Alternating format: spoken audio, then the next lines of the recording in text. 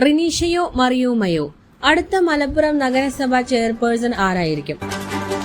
അധ്യക്ഷനെ ഈ മാസം 26-ന് തെരഞ്ഞെടുക്കും.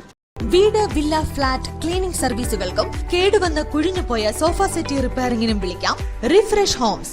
വർഷങ്ങൾ പിന്നിട്ട വിശ്വസ്തത. ഫോൺ 9645072222. പുതിയ കൌൺസിലർമാരുടെ വിജയാഹ്ലാദ നിമിഷങ്ങളിലാണ് നാടും നഗരവും.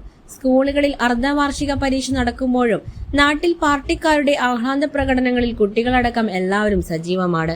മലപ്പുറം നഗരസഭയിൽ ഇപ്പോൾ സജീവമായ ചർച്ച മുജീബ് കാടേരിക്ക് പിൻഗാമിയായി വരുന്നത് ആരായിരിക്കും എന്നതാണ്. ഈ മാസം 26-നാണ് അധ്യക്ഷനെയും ഉപാധ്യക്ഷനെയും തെരഞ്ഞെടുക്കുക. പ്രധാനമായും 2 പേരുകളാണ് ഉയർന്നു കേൾക്കുന്നത്.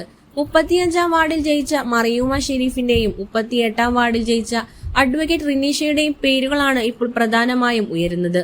സ്ഥിരം സമിതി അധ്യക്ഷയായും കൌൺസിലറായും എല്ലാം കഴിവ് തെളിയിച്ച മറിയൂമ ഇത്തവണ 586 വോട്ടിന്റെ ലീഡോടെയാണ് സ്പിന്നിംഗ് മിൽ വാർഡിൽ നിന്ന് ജയിച്ചു വന്നത്.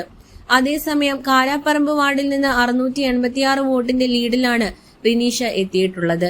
2015-ലെ കൌൺസിൽ അംഗമായിരുന്നു റിനീഷ. രണ്ടുപേരും ഏറെ പ്രഗത്ഭർ ആയതുകൊണ്ട് തന്നെ ഒരു തീരുമാനമെടുക്കാൻ പാർട്ടിക്ക് അല്പം പ്രയാസം സൃഷ്ടിച്ചേക്കും.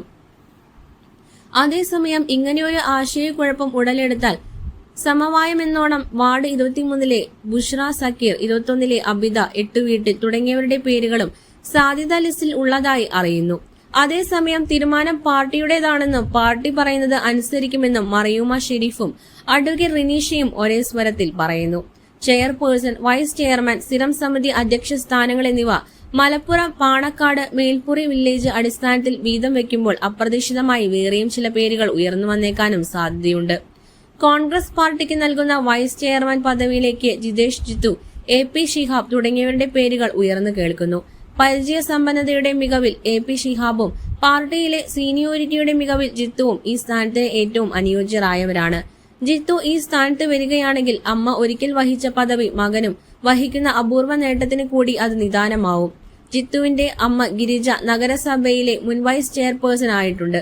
പ്രതിപക്ഷ നേതാവായി കരുവാളയിൽ നിന്നുള്ള MK അനിൽകുമാറോ ചേറാട്ടുകുഴിയിൽ നിന്നുള്ള പാച്ചാത്ത് നാരായണനോ വരാനാണ് സാധ്യത.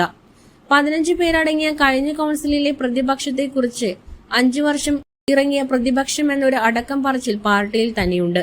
ഇത്തവണ 15-ൽ നിന്ന് 7-ആയി ചുരുങ്ങിയതിന്റെ ഒരു കാരണം ആ നിർജ്ജീവത കൂടിയാണ് എന്നൊരു നിരീക്ഷണവും ചിലർക്കുണ്ട്. അതുകൊണ്ട് തന്നെ ഭരണപക്ഷത്തുള്ള 38 പേരെ നേരിടാൻ ഇടതിന്റെ 7th ടീം ഇത്തവണ ഒരുപാട് വിയർക്കേണ്ടി വരും എന്നത് ഉറപ്പാണ്. DIN CP SS news, Malappuram.